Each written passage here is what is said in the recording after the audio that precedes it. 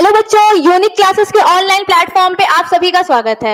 आज हम लेकर आए हैं क्लास 10th ज्योग्राफी का सेकंड चैप्टर, जिसका नाम है forest and wild life resources.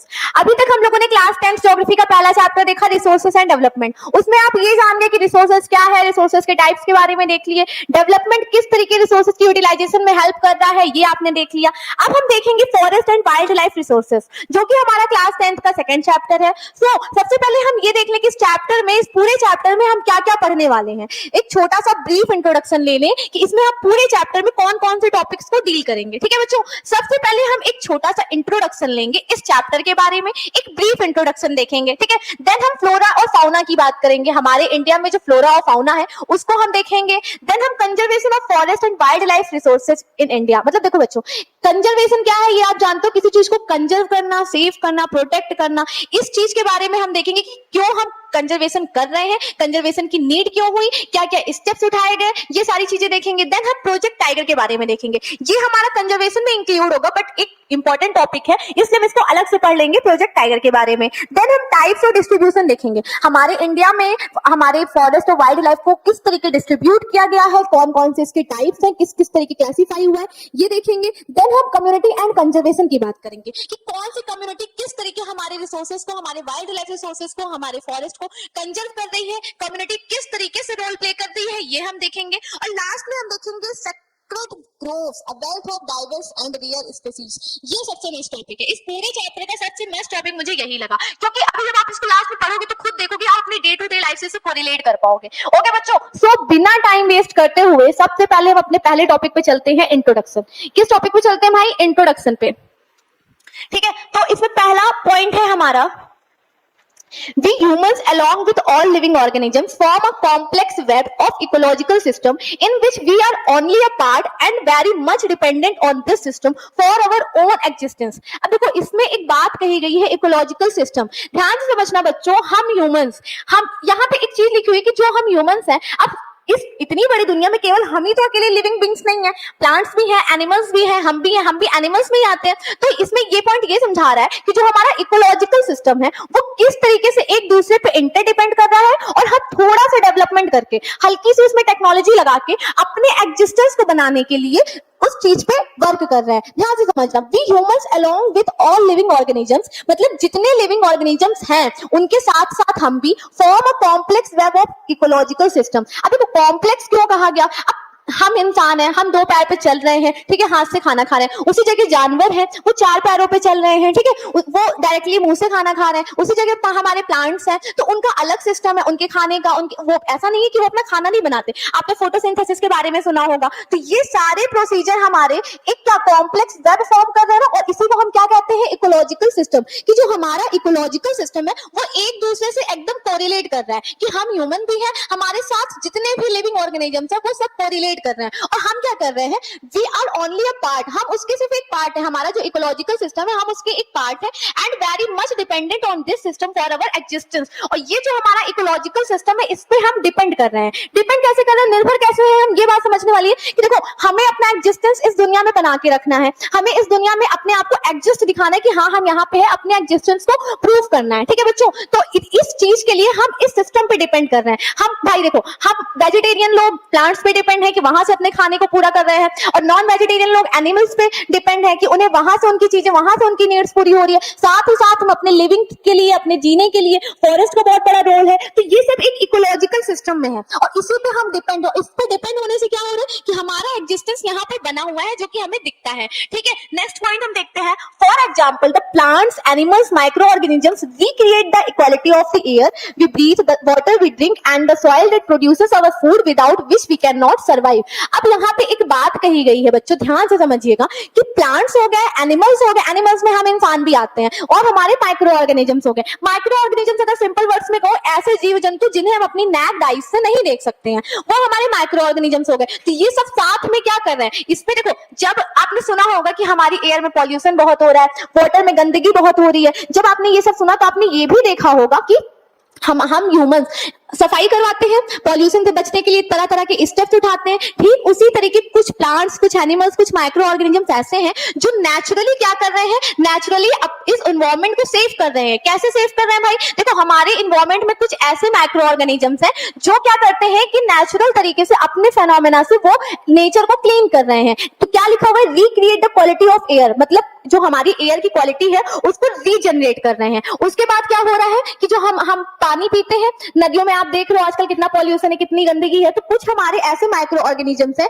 जो कहाँ रह रहे हैं? सी में रह रहे हैं, रिवर में रह रहे हैं, और वो उस रिवर की गंदगी को क्लीन करते हैं, जिसे हम आप नहीं देखते, बट वो समहाउ अपने तरीके से अपने लेवल पे रिवर की गंदगी, सी की गंदगी को क्लीन कर रहे हैं। तो एक तरीके से रिक्रिएट कर रहे हैं ना, हमारा जो वाटर रिसोर्सेस है उसे रिक्रिएट कर रहे हैं। ठीक उसी तरीके सॉइल में भी होता है। जब सॉइल की फर्टिलिटी कम हो जाती है तो कुछ हमारे माइक्रो ऑर्गेनिजम्स उसकी फर्टिलिटी को बढ़ाने में हेल्प करते हैं। हालांकि ये चीजें बहुत डिटेल में नहीं देखती, बस इतना समझना है कि जो हमारा ये पूरा इकोलॉजिकल सिस्टम है वो हमारी जो नेचुरल फैसिलिटीज है, जैसे हमें क्या मिला है, एयर मिली है, वाटर मिला है, सॉइल से हम क्या भाई, पूरा एग्रीकल्चर सॉइल पर ही डिपेंड कर रहा है। सारी चीजें सॉइल पर ही डिपेंड करी, बिना सॉइल के पॉसिबल नहीं। तो हम इसके बिना क्या सर्वाइव कर सकते हैं? हमें एयर ना मिले, ऑक्सीजन ना मिले, हम नहीं सर्वाइव कर पाएंगे। हमें एक दिन पानी ना मिले, हम नहीं सर्वाइव कर पाएंगे। सॉइल नहीं होगी तो खेती नहीं हो पाएगी। क्या हम सर्वाइव कर पाएंगे? नहीं कर पाएंगे। तो ये सारी चीजों को कुछ हमारे माइक्रो ऑर्गेनिजम्स, कुछ हमारे एनिमल्स, कुछ हमारे प्लांट्स रिक्रिएट करते हैं, यानी उसे वापस से प्योरीफाई करके बना रहे हैं। तो ये सब हमारे इकोलॉजिकल सिस्टम का पार्ट है। ठीक है बच्चों, नेक्स्ट पॉइंट हम देखते हैं।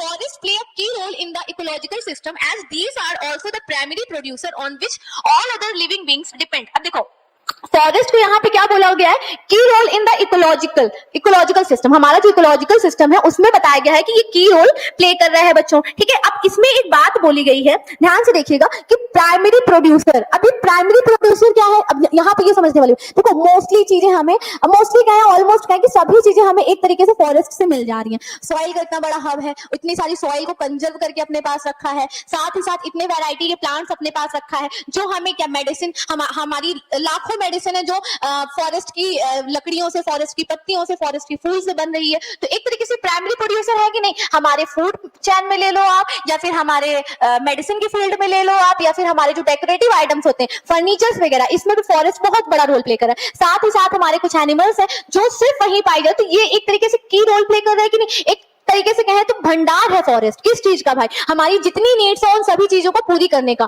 तो ये कह रहा हूं, इसी वजह से क्या होता है ना कि इस पे जितने भी लिविंग बीइंग्स है वो डिपेंड है। मतलब हम सभी किस पे डिपेंड है? फॉरेस्ट पे डिपेंड है। अपनी बहुत सारी नीड्स को पूरा करने के लिए हम किस पे डिपेंड करते हैं भाई? इस फॉरेस्ट पे डिपेंड करते हैं। इसीलिए से बोला गया key role in the ecological system. मतलब कैसा रोल प्ले कर रहा है? एक की रोल, इंपॉर्टेंट रोल प्ले कर रहा है। क्यों? क्योंकि एक प्राइमरी प्रोड्यूसर है। क्या है भाई? फॉरेस्ट हमारा प्राइमरी प्रोड्यूसर है। नेक्स्ट पॉइंट हम देखते हैं, बायोडाइवर्सिटी और बायोलॉजिकल डाइवर्सिटी। बायोलॉजिकल और बायोडाइवर्सिटी दोनों एक ही चीज है, तो इसमें कोई डाउट नहीं रखना है, दोनों एक ही चीज है। Is immensely rich in wild life and cultivated species, diverse in form and function but closely integrated in a system through multiple network of interdependencies. ठीक है, अब ध्यान से अगर हम देखें तो जो हमारा बायोलॉजिकल सिस्टम है, बायोलॉजिकल सिस्टम कहो या बायोडाइवर्सिटी कहो, ये एक ऐसी चीज है बच्चों, देखो होता क्या है ना, हम इंसान है, हम पेड़ पौधे पे डिपेंड कर रहे हैं, पेड़ पौधे भी एक तरीके से एनिमल्स पे डिपेंड कर, एनिमल्स भी प्लांट्स और हम ह्यूमन बीइंग्स दोनों पे डिपेंड कर रहे हैं। और होता क्या है ना बच्चों कि जैसे कि एनिमल है, हाँ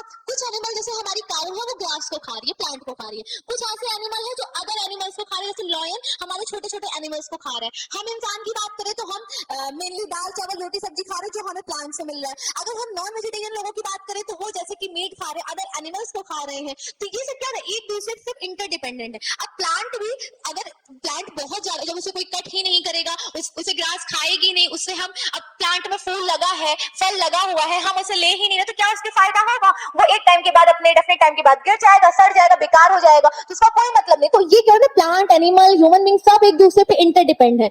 ऐसा नहीं है कि हमारे बिना एनिमल्स रह लेंगे या एनिमल्स के बिना प्लांट्स रह लेंगे, प्लांट्स के बिना एनिमल्स, ऐसा कुछ भी नहीं। सब एक दूसरे पे डिपेंड कर रहे हैं। हमें प्लांट्स की भी जरूरत है, एनिमल्स की भी जरूरत है, एनिमल्स को प्लांट्स की भी नीड है, हमारी भी नीड है, प्लांट्स को एनिमल की भी नीड है, हमारी भी नीड है। तो ये सब क्या हो रहा है ना, सब एक दूसरे पे डिपेंड कर रहे हैं। ऐसा कोई नहीं कह सकता कि हम भाई अकेले रह लेंगे। हम अकेले रह के क्या, अगर हमारे पास प्लांट्स ना हो तो क्या हमें इतने सफिशिएंट अमाउंट में ऑक्सीजन मिलेगा? नहीं मिलेगा। अगर हमारे पास एनिमल्स ना हो तो क्या सिर्फ हम अपना ये दाल चावल रोटी सब्जी खा के चला सकते? नहीं चला सकते भाई। हमें एक टाइम के बाद इसकी भी जरूरत पड़ेगी। हो सकता है कि कुछ चीजें हमारे पास कम पड़ जाए, तो उसके लिए हमें एनिमल्स की भी जरूरत है।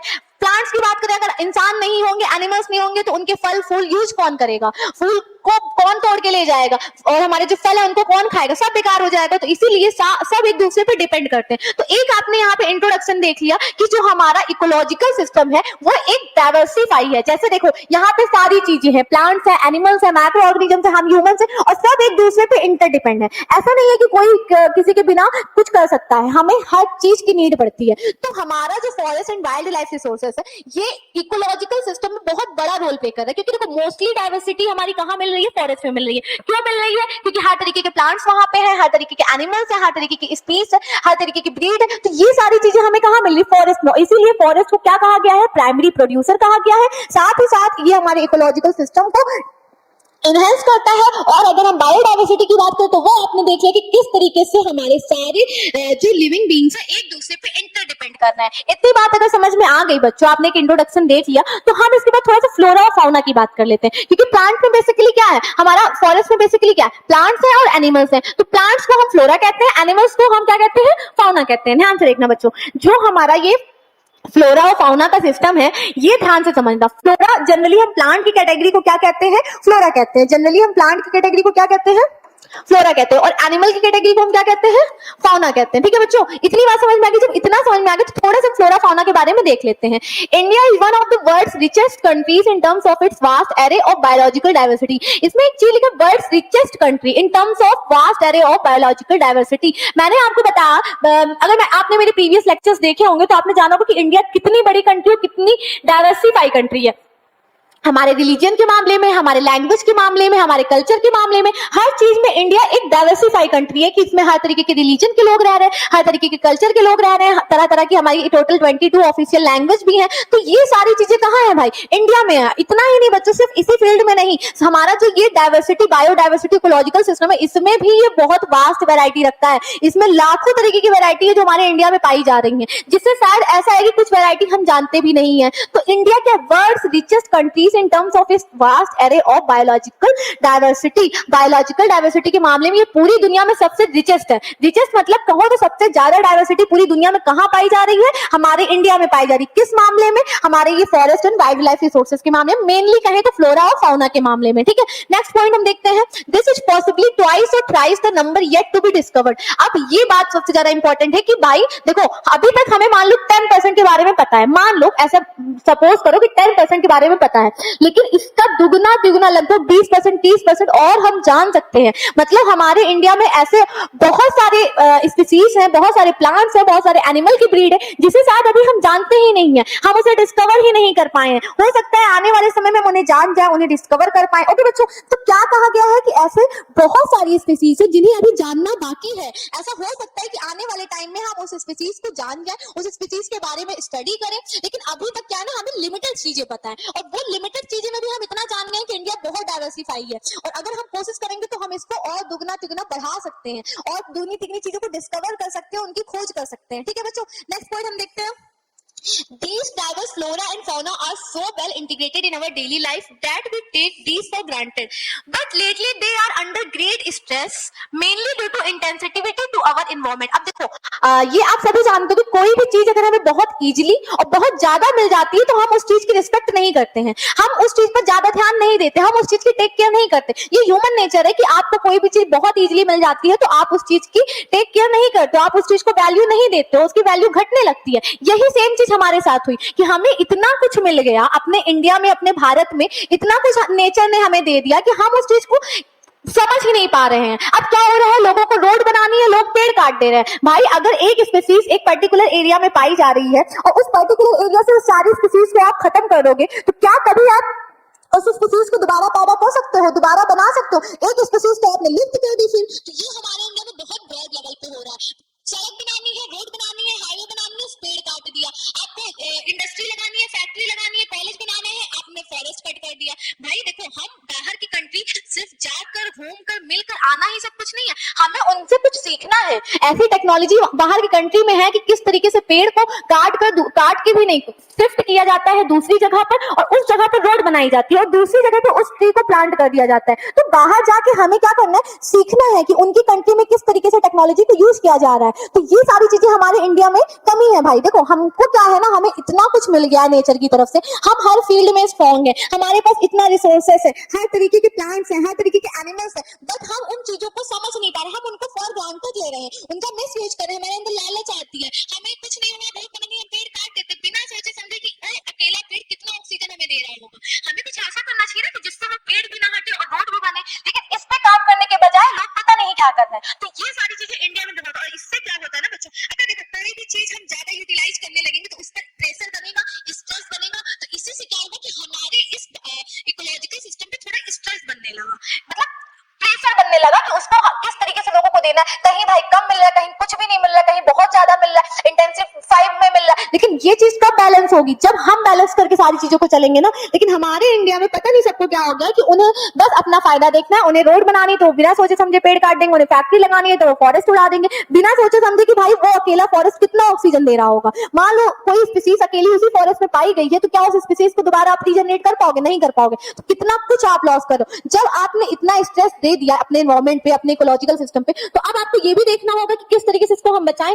देखो सिर्फ चीजों को खराब कर देना ही सब कुछ नहीं होता है, उनको अगर ठीक है गलती हुई है तो उसे सुधारना भी है, हमें उसे कंजर्व करना होगा, बचाना होगा। तो इंडिया में बेसिकली बात करें फॉरेस्ट और वाइल्ड लाइफ की, तो किस तरीके से इसे कंजर्व किया गया, मतलब बचाने की कोशिश करी गई और इसकी जरूरत क्यों पड़ी। देखो बच्चों, हमारी जो एनसीईआरटी बुक है ना वो बहुत अच्छी है, उसमें पहला सवाल इस टॉपिक में पूछा गया कि हमें कंजर्वेशन की नीड क्यों पड़ी। अब अभी मैंने आपको बताया कंजर्वेशन की नीड इसलिए पड़ी कि लोग उसका जबरदस्ती में इस्तेमाल कर रहे हैं, जहां नीड नहीं है वहां पे भी इस्तेमाल कर रहे हैं। तो कंजर्वेशन हमें चाहिए ना, हमें उस चीज को बचाना है, क्योंकि अगर आज हम उस चीज को नहीं बचाएंगे तो आने वाले समय में बिल्कुल भी वो चीज हमें फायदा नहीं देगी। तो हमारी आने वाली जनरेशन क्या करेगी, वो तो भूखी मर जाएगी। तो उस चीज के लिए हमें कंजर्वेशन करना है। तो यहाँ कुछ पॉइंट्स है वो हम लाइन बाय लाइन देख लेते हैं।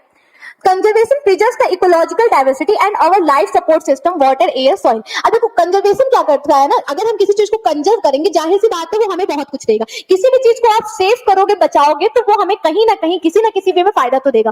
पहली चीज कंजर्वेशन क्या कर, अगर हम फॉरेस्ट और वाइल्ड लाइफ रिसोर्सेज को बचाएंगे तो पहली चीज वो करता है क्या, हमारे इकोलॉजिकल सिस्टम को प्रिजर्व करके रखता है, बचा कर रखता है। अगर हम डे बाय डे ऐसे ही प्लांट्स को काटते रहेंगे, एनिमल्स को मारते रहेंगे जस्ट कॉज कि हमें उनका स्किन चाहिए, हमें उनकी बोन्स चाहिए, हमें उनका ट्रेड करना है, पैसे चाहिए, तो क्या होगा, एक टाइम के बाद वो स्पीसीज खत्म हो जाएगी। तो उस इकोलॉजिकल सिस्टम को बचाने के लिए, जो हमारा इकोलॉजिकल सिस्टम है, जो जैसे plants, animal, human beings, micro organism सब एक दूसरे पे डिपेंड कर रहे हैं, उस चीज को बचाने के लिए हमें क्या करना पड़ेगा, हमें उसको कंजर्व करना पड़ेगा कि नहीं करना पड़ेगा। तो वो कैसे होगा भाई, कंजर्वेशन हम करेंगे, तरह तरह के नियम निकालेंगे, कुछ लॉस निकालेंगे, खुद की बुद्धि में डालेंगे कि हमें ये काम नहीं करना है। ये कंजर्वेशन क्यों करना है, क्योंकि ये हमारे इकोलॉजिकल सिस्टम को प्रिजर्व करता है। दूसरा ये सपोर्ट प्रोवाइड करता है, किसको प्रोवाइड करता है भाई, हमारी वाटर को, एयर को, सॉइल को। अब जब हमारा इकोलॉजिकल सिस्टम मेंटेन रहेगा, प्लांट्स भी अच्छे से काम कर रहे हैं, एनिमल्स भी अपना काम कर रहे हैं, हम ह्यूमंस भी अपनी चीजें देख रहे हैं, माइक्रो ऑर्गेनिजम्स भी अपनी चीजें देख रहे हैं, तब क्या होगा बच्चों कि जो हमारा वाटर का लेवल है, वाटर का लेवल इन द सेंस की वाटर की प्योरिटी कितनी है, एयर की प्योरिटी कितनी है, सॉइल की प्योरिटी कितनी, ये सब भी ऑटोमेटिक सपोर्टिव वे में अपने आप को एनहांस करती रहेगी। तो ये सब कब होगा, जब हम अपने फॉरेस्ट और वाइल्ड लाइफ रिसोर्सेज को प्रिजर्व करेंगे, कंजर्व करेंगे। दूसरा पॉइंट देख लेते हैं, it also preserves the genetic diversity of plants and animals for better growth of species and breeding. अब ध्यान से समझना बच्चों, एक चीज बहुत छोटी सी है लेकिन देखो, मान लो एक पर्टिकुलर एरिया में एक एक्स नाम का जानवर रहता है, उस एक्स नाम की जानवर की जितनी भी जनरेशन है उसी पर्टिकुलर एरिया में रह रही है, तब क्या होगा, वहां पे अगर हमने कोई फैक्ट्री लगा दी, उस फैक्ट्री लगाने के लिए या रोड बनाने के लिए, किसी अदर पर्पस से कोई भी काम, उस जगह को हमने क्लीन कर दिया, हमने उनका हैबिटेट जोन खत्म कर दिया, हमने उनकी रहने की जगह खत्म कर दी, हमने उनका खाना पीना सब खत्म कर दिया, तो वो जो एक्स नाम की स्पीसीज मर जाएगी, क्योंकि उसकी नीड्स उसे पूरे नहीं मिल रही है।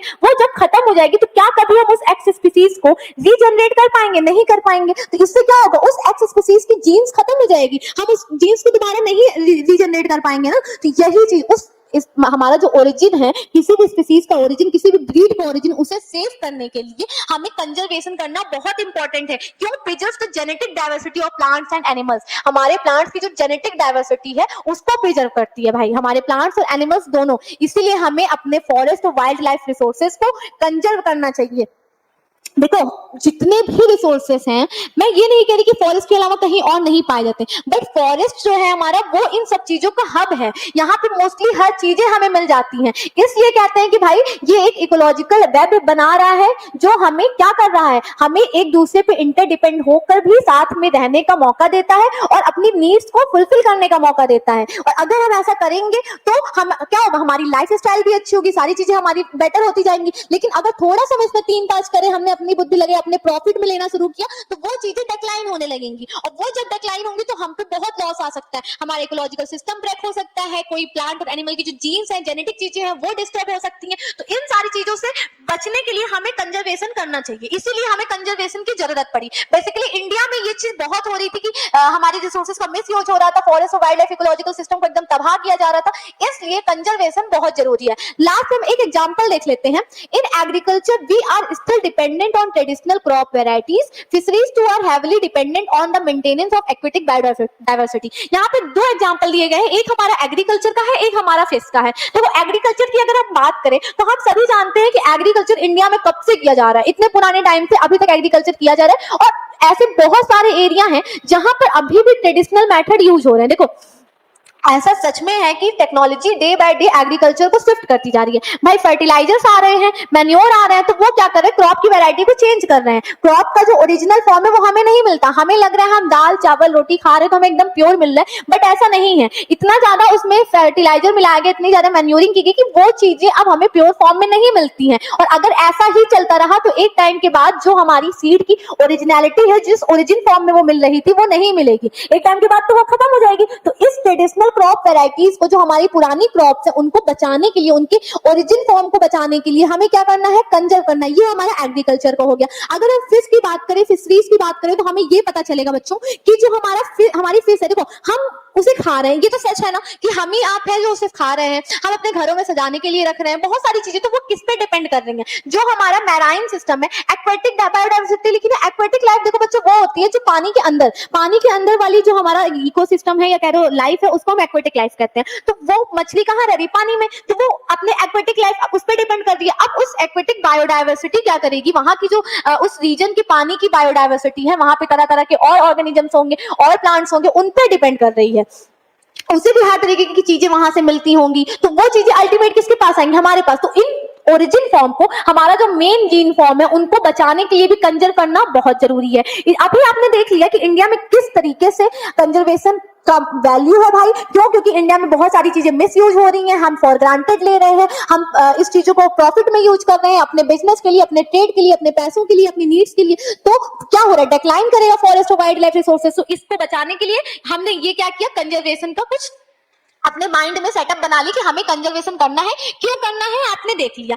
अब जब इतना आपने देख लिया तो मैं आपको बता देती हूँ कि अपने इंडिया में कुछ भाई स्टेप्स उठाए गए, मतलब कुछ स्टेप्स उठाए गए गवर्नमेंट के थ्रू, कि वो क्या हुआ, वहां पे हमारे इंडिया में उस पूरे फॉरेस्ट और वाइल्ड लाइफ को कंजर्व किया गया। क्या लिखा हुआ है, many steps taken by the Indian government to conserve our forest and wild life. हमारी गवर्नमेंट की तरफ से फॉरेस्ट और वाइल्ड लाइफ रिसोर्सेज को बचाने के लिए बहुत सारे स्टेप उठाए गए। अब हम बारी बारी कुछ स्टेप्स हैं हमारे, वो हम पढ़ लेते हैं, ठीक है बच्चों। देखो, इन सारी चीजों को हम की पॉइंट्स में देखेंगे कि कौन कौन से स्टेप मेनली उठाए गए थे, ठीक है। देखो, पहला है the Indian wild life protection act was implemented in 1972 with various provisions for protecting habitats. देखो क्या हो रहा हुआ था, 1972 में एक एक्ट लाया गया था। कौन सा एक्ट था वो, Indian wild life protection act. मतलब हमारे इंडिया की जो वाइल्ड लाइफ है उसको प्रोटेक्ट करने के लिए एक एक्ट लाया गया। मेनली कब लाया गया वो, 1972 में। किस लिए भाई, देखो जो हमारा फॉरेस्ट वाइल्ड लाइफ में एनिमल्स भी रह रहे हैं, प्लांट्स में, तो जो उनका हैबिटेट जोन है, जहां पे वो रह रहे हैं, जहां पे वो लोकेटेड है, उस चीज को प्रोटेक्ट करने के लिए, कि कोई आकर उन पर इंक्रोचमेंट मना करे, कोई आकर उन पर अपना राज ना करने लगे, कोई यूं ही आके काट के ना चला जाए, हंटिंग बंद हो, ट्रेडिंग बंद हो, ये सारी चीजों के लिए एक एक्ट, पहली चीज ये ले आई गई। कब लाई गई थी, 1972 में।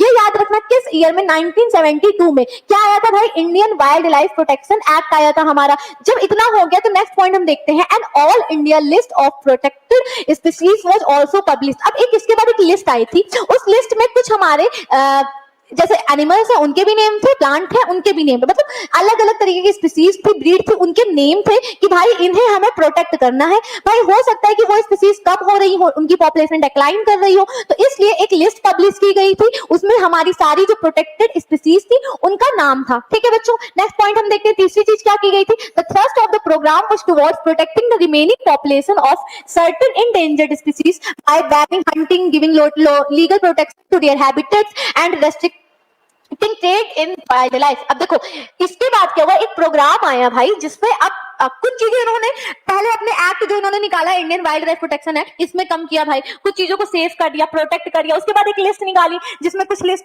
नाम थे हमारे एनिमल्स के, स्पीसीज की, प्लांट्स की स्पीसीज की, कि इनको नहीं बचा के रखना। उसके बाद जो रिमेनिंग चीजें बच गई ना, कुछ हमारे प्लांट्स ऐसे बच गए, कुछ हमारे एनिमल्स ऐसे बच गए जिनको प्रोटेक्ट करना बहुत जरूरी था। तब क्या हुआ बच्चों कि एक प्रोग्राम आया जिसमें क्या हुआ कि हमें जितनी भी हमारी इंडेंजर्ड स्पीसीज थी, मतलब जो खतरे में थी, उन सारी हमारी स्पीसीज के लिए, क्या हमारी डाइवर्सिटी के लिए क्या किया गया भाई कि बैनिंग शुरू की। बैनिंग मतलब रोकना शुरू किया गया, किस चीज पर भाई, हमारी हंटिंग पे। ठीक है, हंटिंग क्या होता है, शिकार करना, हम जानवरों का शिकार करते हैं। उसके बाद उन्हें एक लीगल प्रोटेक्शन दिया गया, कहाँ, उनके हैबिटेट जोन को, मतलब जिस एरिया, पर्टिकुलर एरिया में वो हैबिटेट कर रहे होंगे, रह रहे होंगे, लोकेटेड होंगे, उसको प्रोटेक्शन दिया गया, मतलब उसको कवर करके रखा गया कि यहाँ पे कोई आउटसाइडर नहीं आ सकता।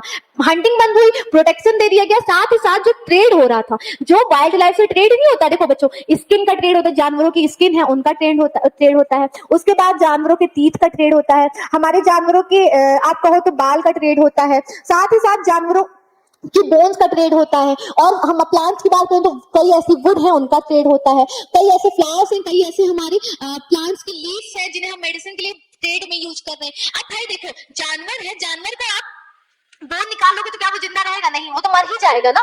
तो उससे क्या है, उसकी स्पीसीज डिक्लाइन करने लगती है। तो ये हंटिंग हो गया, ट्रेडिंग हो गया हमारा, कि क्या किस चीज का ट्रेड हमारा, यही जो हम वाइल्ड लाइफ रिसोर्सेज में जितने सारे हमारी स्पीसीज उनका ट्रेड करते हैं। साथ ही साथ जो उनका हैबिटेट जो है उन्हें प्रोटेक्शन प्रोवाइड करना। इन सारी चीजों को अच्छे से लागू किया गया। क्यों लागू किया गया? ताकि हम अपने वाइल्ड लाइफ रिसोर्सेज, अपने फॉरेस्ट को कंजर्व कर सके। ये हमने कुछ पॉइंट सीख लिए। इसके अलावा भी कुछ स्टेप उठाए गए थे।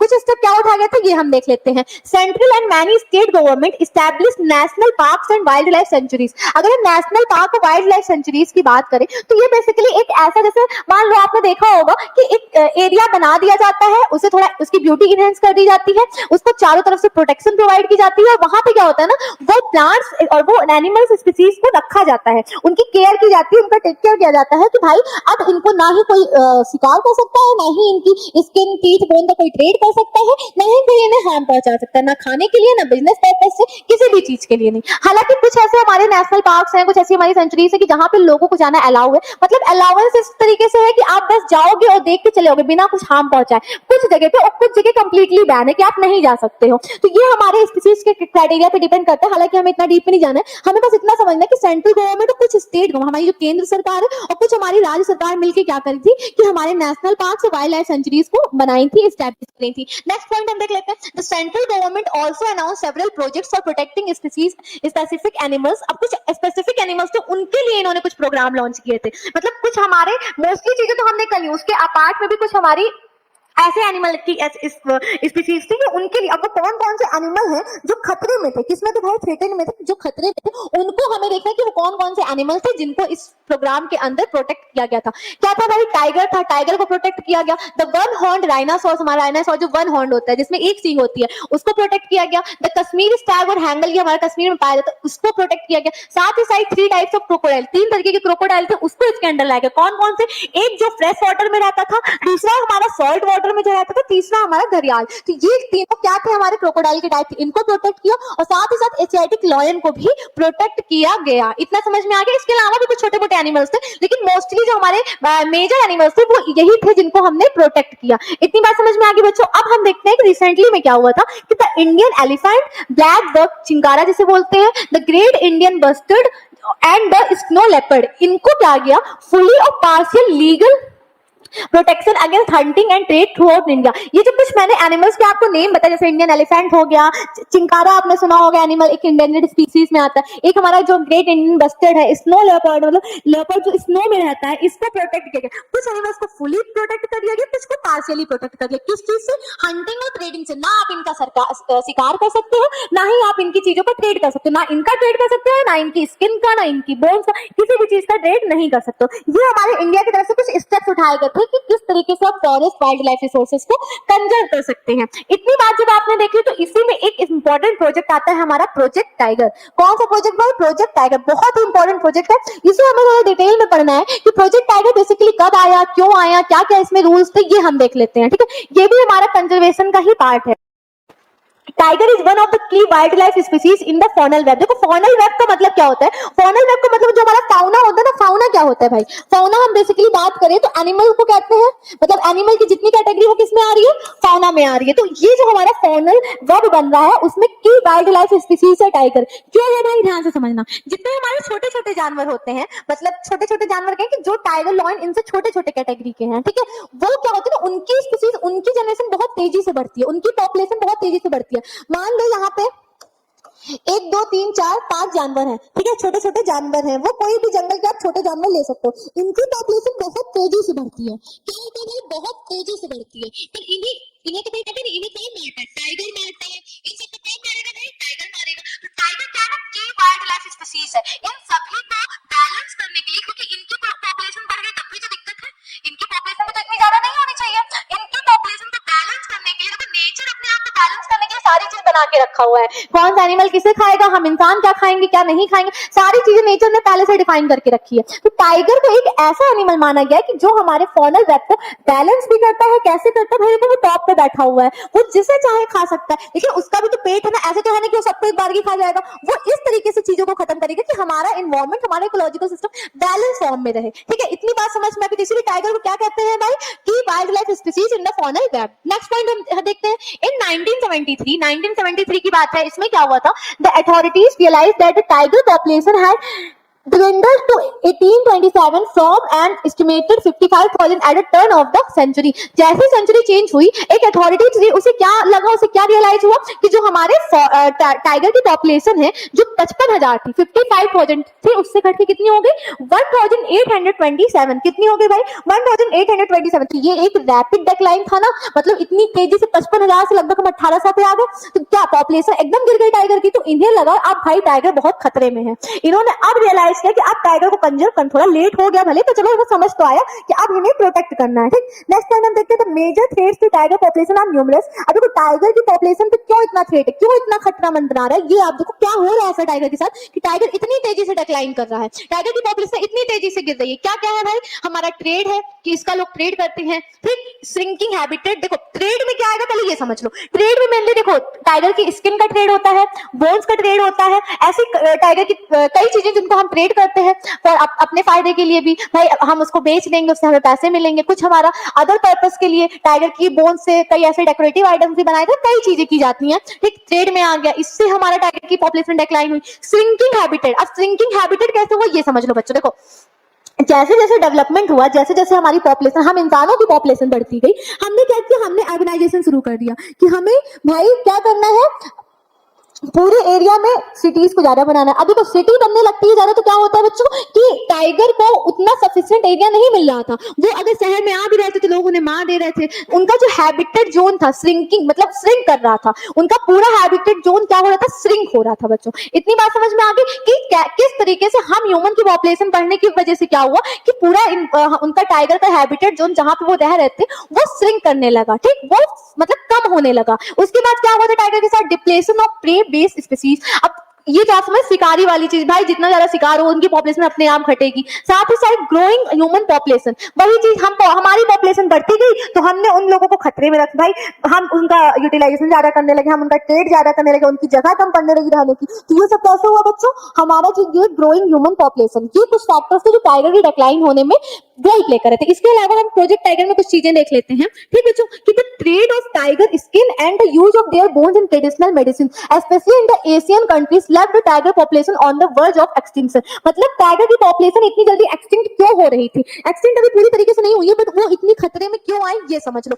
कि टाइगर की स्किन का ट्रेड, मैंने बताया ना टाइगर की स्किन का ट्रेड होता है, उसके अलावा जो हमारे टाइगर की बोन्स थी उनको मेडिसिन पर्पस के लिए यूज किया गया। तो इस तरीके ना एशियन कंट्री में, हमारी जो एशिया की कंट्री है, वहां पे टाइगर की पॉपुलेशन ऐसे डिक्लाइन करती गई। ठीक है बच्चों, नेक्स्ट हम एक चीज देख लेते हैं कि टाइगर रिजर्व या कहीं टाइगर के लिए नेशनल पार्क कुछ हमारे इंडिया में बनाए गए थे। जो इंपॉर्टेंट है वो मैंने बताए हैं कि कहाँ बनाए गए थे, किस किस स्टेट में थे। इसका मतलब इतना है कि इन नेशनल पार्क्स में, इन हमारे टाइगर रिजर्व्स में उन टाइगर्स को प्रोटेक्ट करके रखा गया, उनको सेफ, ना उनका कोई ट्रेड कर पाए, ना उनकी कोई हंटिंग कर पाए, उनको एक अच्छा हैबिटेट जोन प्रोवाइड किया गया। तो वो कौन कौन से थे हमारे?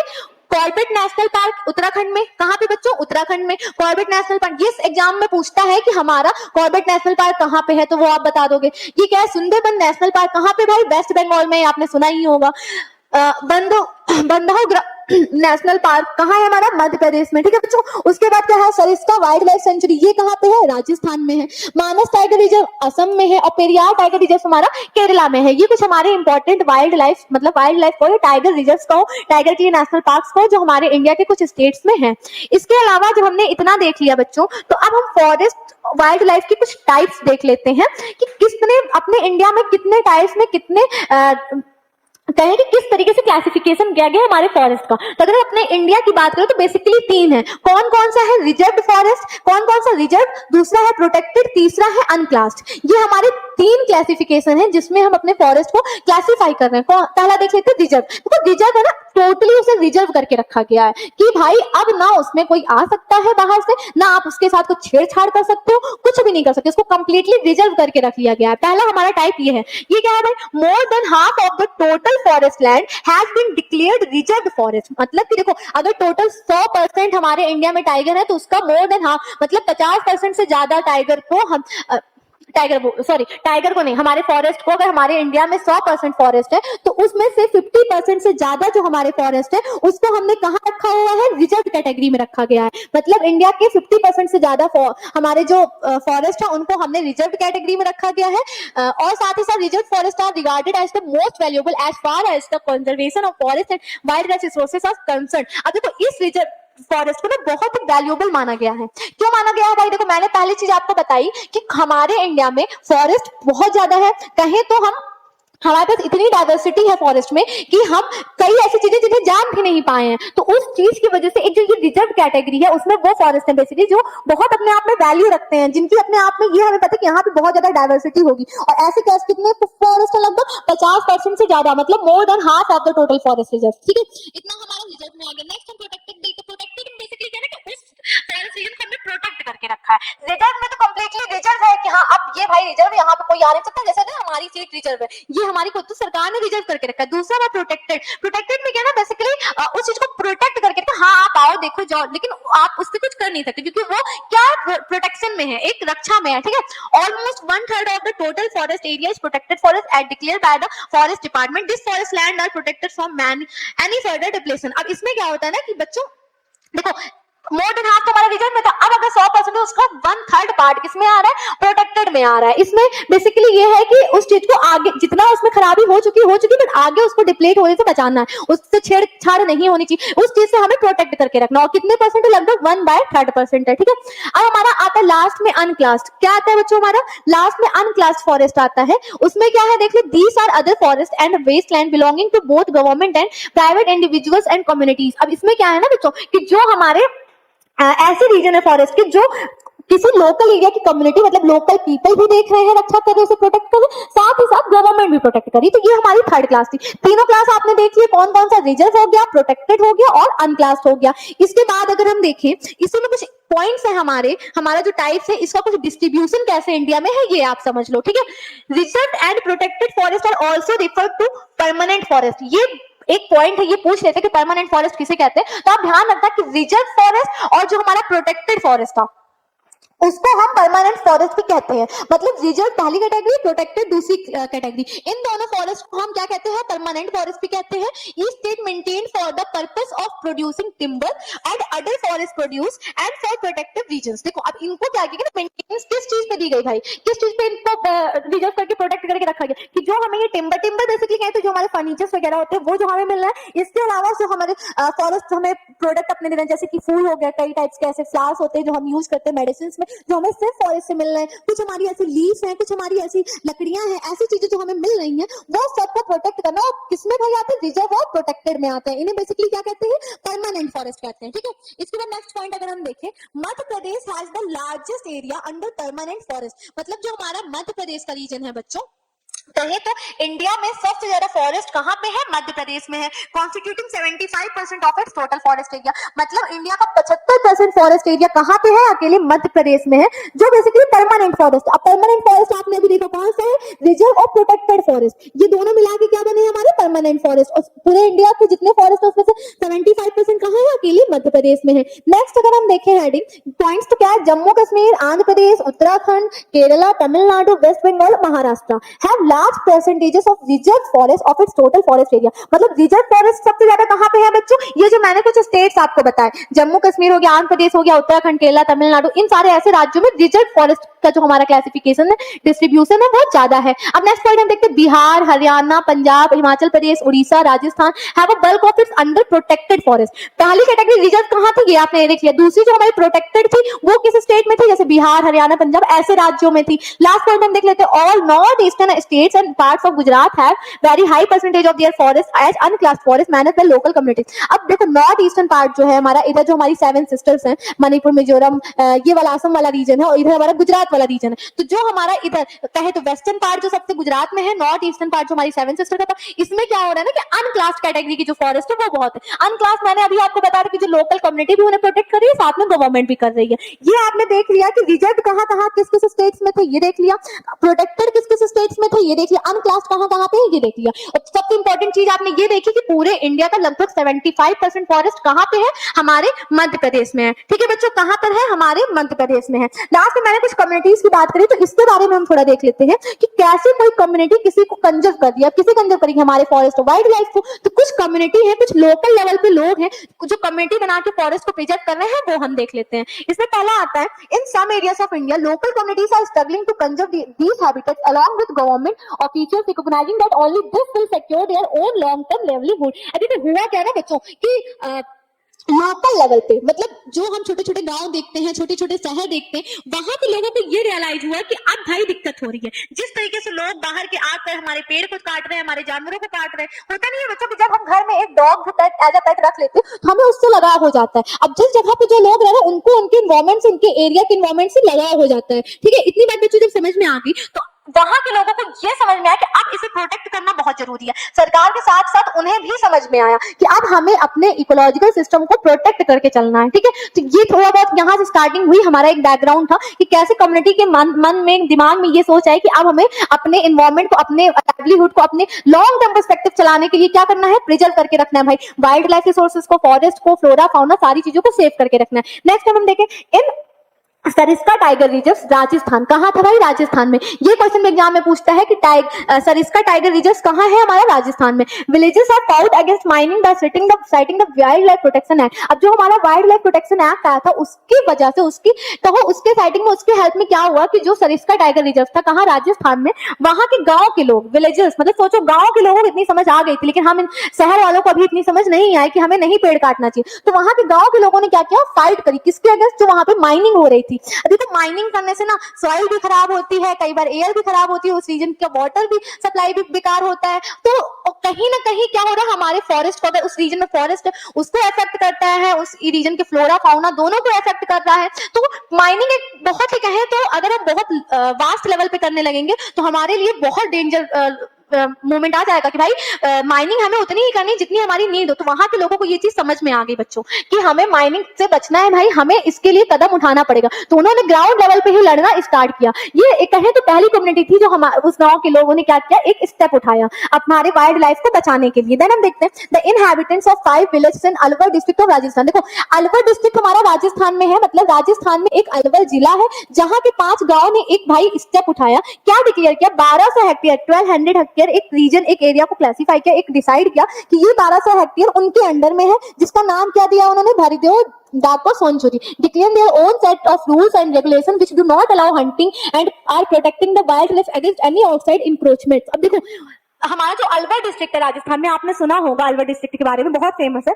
वहां के 5 गांव के लोगों ने क्या किया कि 1200 हेक्टेयर जमीन को या कहो फॉरेस्ट को अपने अंडर में लिया कि भाई अब इस 1200 हेक्टेयर की रीजन को हम देखभाल करेंगे, हम अपना रूल बनाएंगे, अपने रेगुलेशन बनाएंगे। यहाँ पे ना ही आप हंटिंग करोगे, ना ही ट्रेड करोगे बाहर के लोग आके, ना ही जो लोग इंक्रोचमेंट नहीं करते कि अतिक्रमण कर लेते हैं आके, ना ही आप ये कर पाओगे।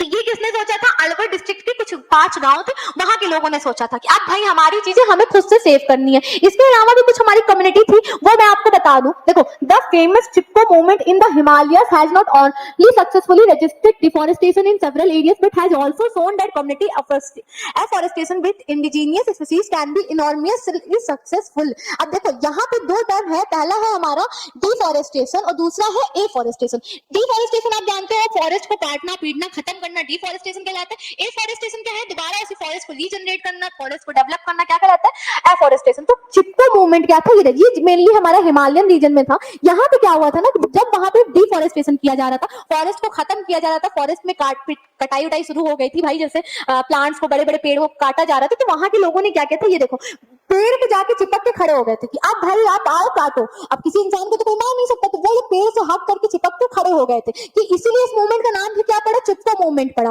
कहां पे, बेसिकली हिमालय में। अब वहां पे हो गया कि जो डिफॉरेस्टेशन हो रहा था, फॉरेस्ट को खत्म किया, उसको बचाया, साथ ही साथ एफॉरेस्टेशन को भी शुरू किया कि मतलब दोबारा से फॉरेस्ट को रीजनरेट करना शुरू किया। तो ये किसके अंदर था, हमारा चिपको मूवमेंट के अंदर। नेक्स्ट पॉइंट हम देख लेते हैं, farmers and citizens groups like the Beej Bachao Andolan in Tehri and Navdanya have shown that adequate level of diversified crop production without the use of synthetic chemicals are possible and economically viable. देखो इसका क्या मतलब हुआ बच्चा, ये आप देख रहे हो उसका लोगो हमारा बीज बचाओ, बीज सीड समझ रहे हो ना, बीज मतलब सीड होता है, जो हमारी सीड्स होती हैं, बीज होती हैं। बीज बचाओ आंदोलन क्यों आया था बच्चों, देखो क्या हो रहा था कि जैसे जैसे हम पढ़ लिख रहे थे, हम डेवलप कर रहे थे, टेक्नोलॉजी आ रही थी, हम फर्टिलाइजर्स का यूज कर रहे थे, तो क्रॉप की वैरायटी में थोड़ा डिफरेंस आ रहा था। उसी को बचाने के लिए कि हम सिंथेटिक केमिकल्स बिना यूज किए हम क्या करेंगे, खेती करेंगे, जो हमारी इकोनॉमिकली विएबल भी होगा, पॉसिबल भी हो जाएगा। तो ये हमारा एक अच्छा मूवमेंट है, जिसमें आंदोलन कह सकते हो आया था, जिससे हमारी जो बीज थी उनकी जीन्स को सेव करने के लिए, हमारी ट्रेडिशनल क्रॉपिंग को सेव करने के लिए ये मूवमेंट, ये आंदोलन आया था। ये आपने समझ लिया, कम्युनिटी कुछ हमारी डिफाइन की थी। ठीक, इसके बाद हमारा एक टर्म आता है JFM। क्या आता है भाई, JFM, जॉइंट फॉरेस्ट मैनेजमेंट। अब इतना तो समझ में आ रहा है नाम से कि फॉरेस्ट को मैनेज करने का कोई काम यहाँ पे हो रहा है। क्या हो रहा है भाई बच्चों, देखो मैनेजमेंट करना है तो बहुत सी चीजें देखनी पड़ेंगी। ये भी एक कम्युनिटी के थ्रू ही हुआ था। ठीक है, तो होता क्या ना, जब हम देखते हैं कि हमारी चीजें लॉस हो रही हैं, तो जो लोग बाहर से आके रह रहे हैं उन्हें नहीं फर्क पड़ता, क्योंकि उन्हें उस जगह से लगाव नहीं है। लेकिन जो लोकल लेवल पे लोग होते हैं, उन्हें अपनी जगह से, उन्हें अपने एरिया के पेड़ पौधे, जानवरों से बहुत प्यार होता है, बहुत लगाव होता है, तो वो लोग उस चीजों को समझते हैं। तो ये एक हमारा मैनेजमेंट के लिए कह सकते हैं एक प्रोग्राम था, एक मूवमेंट था, आया था। उसके बारे में हम थोड़ा डिटेल में देख लेते हैं। In India joint forest management programme furnishes a good example for involving local communities in the management and restoration of degraded forest. मतलब जो फॉरेस्ट कट छट गए थे, बेकार हो रहे थे, वहां पे डिफॉरेस्टेशन हो रहा था, उनको मैनेज करने के लिए लोकल कम्युनिटीज में, मतलब लोकल जो पीपल्स थे, ग्रुप थे, उनके अंदर ये भावना आई कि अब हमें इसे मैनेज करना है भाई, किसी भी तरीके से इसे बचाना है। ठीक, नेक्स्ट पॉइंट हम देखते हैं, the programme has been informal existence since 1988। मतलब ये कब से चला आ रहा है बच्चों, 1988 से ये स्टार्ट हुआ। ठीक, when the state of Orissa pass the first resolution for joint forest management. सबसे पहले किसने भाई इसके लिए जोर तौर से सुनवाई की थी, उड़ीसा ने की थी। कब से हुआ ये, 1988 से, ठीक 1988 से शुरू हुआ है। किसने किया है? उड़ीसा ने किया है, ठीक। ये एग्जाम में पूछता है कि जेएफएम जो है हमारा जॉइंट फॉरेस्ट मैनेजमेंट कब से स्टार्ट हुआ है? सिंस 1988 से। सबसे पहले कहां पे स्टार्ट हुआ? उड़ीसा से शुरू हुआ, ठीक। नेक्स्ट पॉइंट हम देखते हैं, JFM depends on the formation of local village institution that undertake protection activities mostly on degraded forest and manage by the forest department. ये बेसिकली किस पे डिपेंड करता था? देखो, जो हमारे लोकल लोग थे ना, विलेज के, गांव के लोकल पीपल्स, उनकी एक इंस्टीट्यूट बनाई गई। कह सकते हो कि एक जैसा होता है ना, ग्रुप बनाया गया कि हाँ ये लोग इन चीजों को मैनेज करेंगे, ठीक है बच्चों। जेएफएम उसी पे डिपेंड कर रहा था, किसकी? क्योंकि वो उस डिग्रेडेड फॉरेस्ट को प्रोटेक्शन प्रोवाइड कर रहे थे। किसकी मदद से? जो हमारा फॉरेस्ट डिपार्टमेंट था। फॉरेस्ट डिपार्टमेंट आप समझते हो ना कि जो फॉरेस्ट की देख रहे सारी चीजों को देखता है, उसे हम फॉरेस्ट डिपार्टमेंट के अंडर रखते हैं। तो उनकी हेल्प के साथ साथ वो एक जो डिग्रेडेड फॉरेस्ट था, जो फॉरेस्ट धीरे धीरे खत्म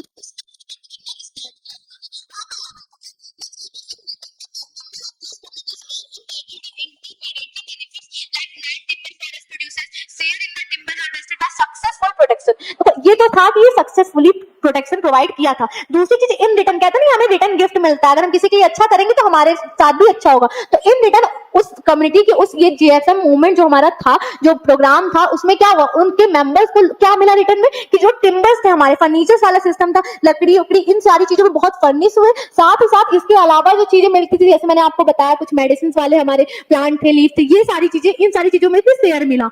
और ये क्या हुआ? एक सक्सेसफुल प्रोटेक्शन हुआ। किसके लिए? हमारे फॉरेस्ट, हमारी वाइल्ड लाइफ रिसोर्सेज के लिए। इतना आपने देख लिया। तो मैंने क्या कहा था, लास्ट टॉपिक जो हमारा है, जो हमारा ये लास्ट टॉपिक है, बहुत इंटरेस्टिंग है, बहुत मजेदार है, क्योंकि ये टॉपिक हम डे टू डे लाइफ में देख रहे हैं, समझ रहे हैं कि भाई अभी आप पढ़ोगे तो आप खुद जानोगे कि ये कितना इंपॉर्टेंट रोल प्ले करता है अपने वाइल्ड लाइफ को प्रिजर्व करने के लिए, अपने रिसोर्सेज को बचाने के लिए, अपने नेचर को बचाने के लिए, ठीक है। तो हम पहले इसमें देखते हैं, sacred groves a wealth of diverse and rare species, ठीक है। इसमें क्या है बच्चों? Nature worship. नेचर वर्शिप आप सभी जानते हो कि हम किसी भी धर्म के हो, हम किसी भी रिलीजन, हम हिंदू हो, मुस्लिम हो, सिख हो, क्रिश्चियन हो, कुछ भी हो, हम एक तरीके से अल्टीमेट एक ही गॉड को प्रे कर रहे हैं, वर्शिप कर रहे हैं। और क्या हो रहा है कि वो सभी हमें क्या सिखाते हैं? हर रिलीजन कहता है कि अपने नेचर की रक्षा करो, अपने नेचर को कंजर्व करके रखो। तो हम अल्टीमेट अपने नेचर को पूज रहे हैं ना, उसकी वर्शिप कर रहे हैं कि नहीं? हम अल्टीमेट सभी लोग मिलकर अपने नेचर को ही पूज रहे हैं, नेचर की ही वर्शिप कर रहे हैं। ये एक बिलीफ बहुत पुराने टाइम से चल रहा है। क्या है? Is an age old tribal belief based on the premises that of creation of nature have to be protected.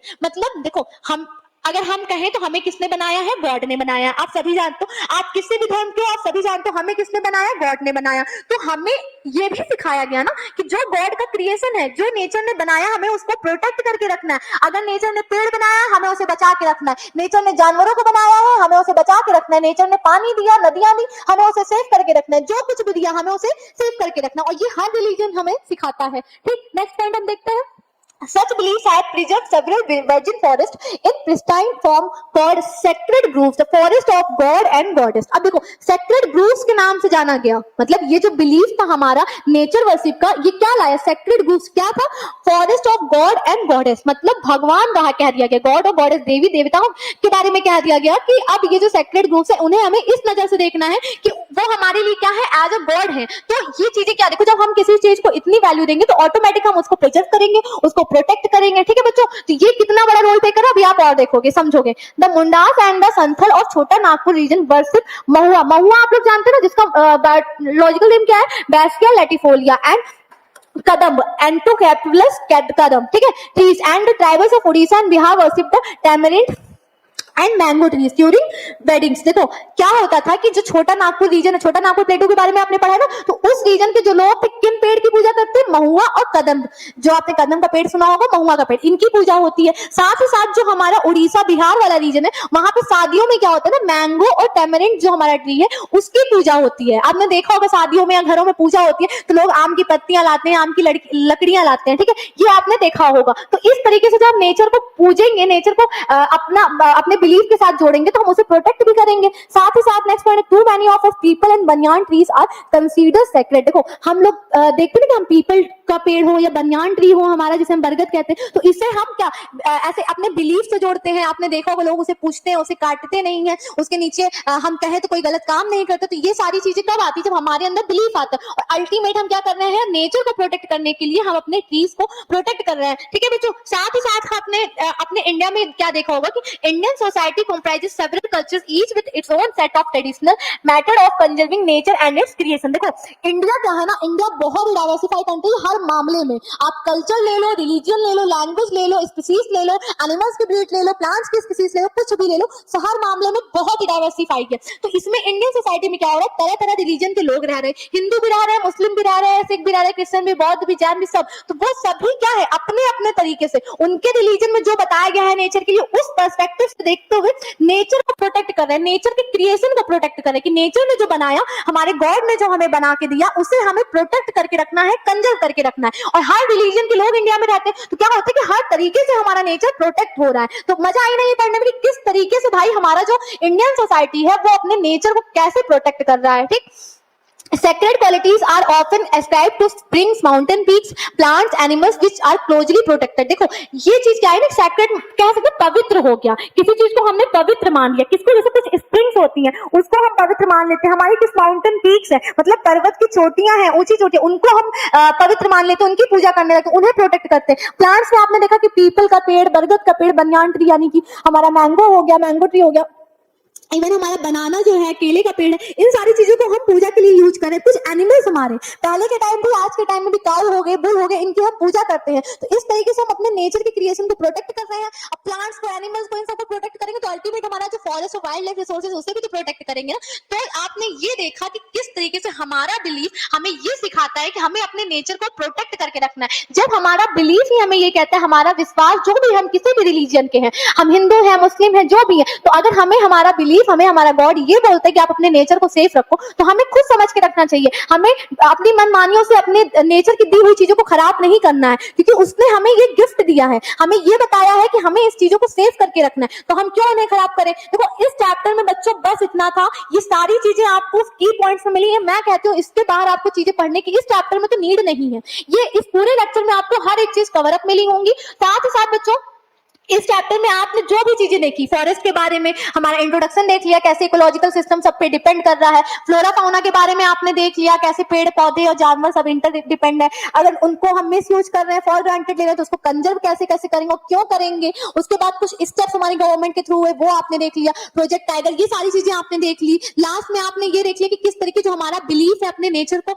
हम प्रोटेक्ट कर रहे हैं अपने बिलीफ की मदद से, उनको अपने नेचर को, क्रिएशन को प्रोटेक्ट करने के लिए। इतनी सारी चीजें आपने देख ली। तो मेरी भी पर्सनल आपसे एडवाइस ये है कि अपने नेचर को जितना हो सके प्रोटेक्ट करके चलो, अपने नेचर को किसी भी तरीके से हार्म पहुंचाने की कोशिश मत करो। और अगर कहीं आप देख रहे हो कि ऐसा हो रहा है तो बिना डरे डट कर आप, क्योंकि देखो आप किसी के लिए अच्छा करोगे, इवन नेचर के साथ अच्छा करोगे तो नेचर आपके साथ बहुत अच्छा करेगा, ये तो तय है। तो मेरी पर्सनल एडवाइस, पर्सनल रिक्वेस्ट आपसे ये है कि नेचर को अच्छे से सेव करते हुए चलो। अगर कहीं पे आप देख रहे हो कि यहाँ पे नेचर को हार्म पहुंचाया जा रहा है तो वहां पे आप डट कर खड़े हो, वहां पे आप कुछ ऐसे, अगर आप उस लायक नहीं हो कि आप उनसे लड़ सकते हो तो आप किसी अदर लोगों की हेल्प लेकर अपने नेचर को प्रोटेक्ट करने की कोशिश करो, क्योंकि नेचर एक ऐसी चीज है जो हमें आज भी हर चीजों को करने की, नीड्स पूरी करने के लिए फैसिलिटीज प्रोवाइड करेगी और आगे भी प्रोवाइड करेगी। तो हमेशा नेचर के लिए थैंकफुल रहो और उसकी हेल्प से अपने आप को डेवलप करो, बट उसे बिना हार्म पहुंचाए।